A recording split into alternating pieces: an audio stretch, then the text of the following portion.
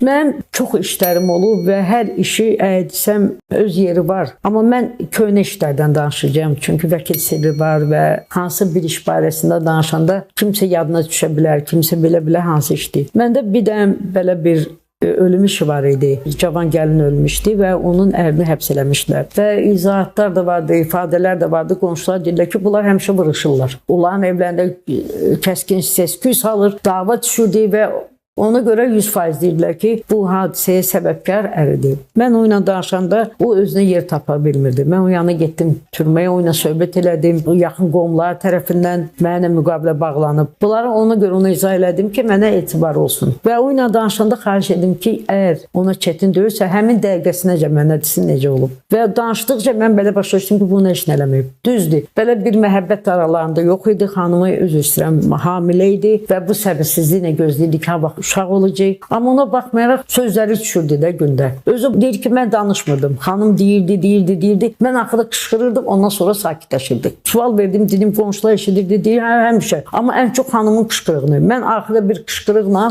o mübahisəyə son qoyurdum. Sonra da gedirdim. İndi kasıb adam idi. Ya alımı alırdım, ya nəsə alırdım. Çalışırdım ki, qışqırmağının nəticəsi olmayan baxmayaraq ki, bir sakitləşdirim aranı. Həmin gündə. Hətta mən bayıra çıxdım da, gəldim də. Bizdə də deyil, şkaf var kuxnədə. O şkaf sallanırdı. O da hissləndə neçə dəfə onun başına da o şkaf deymişdi. Mən deyir, çıxmışdım, gəldim, gördüm bu yıxılıb. Dedim, bəlkə axşam toyda olublar. Bəlkə o zəhərlənib. Skorpomuş çağırdım. Polis çağırdım, mənə də tutdular, götürdülər. Və mənə də peşmansan, dedim, mən bilsəydim belə olacaq. Dedim, nə bilsəydim belə olacaq. Dedim, bilsəydim belə olacaq ki, evdən çıxmazdım, qışqırmazdım. Və o dəfələrlə mən ona dedim, sizə çətin deyir, həmin bir neçə dəfə o mənə həmin dəqiqəsi ilə gördüm ki, yox, bu adam səmimidir, düzdür. Və iş materiallarında da orada müəyyən dərəcədə biz neyəsə daxil ola bilirik, neyəsə yox. Mən xahiş edim ki, mənə versinlər meyidi müəyyən edilməsi, sonra hadisə yerinin protokolunu. Və məndə bəzi məqamlar şübhə aldı ki, həm də şəkillər də vardı, meyidin şəkli. Və gözüm sataşdı ki, doğrudan da kuxnədə yerdədir, orada şkafın əlbi birinci. Bundan soruşdum, dedi, ola bilsin, deyir, onun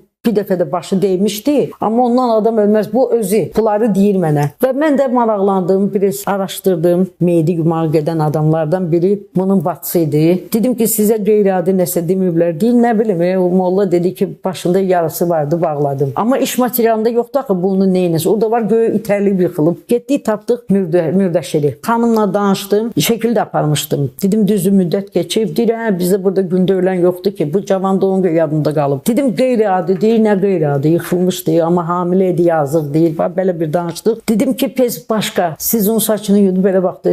Deyir, evinizi gördüm, soruşuram da mən. Dedi ki, orada yarası da vardı.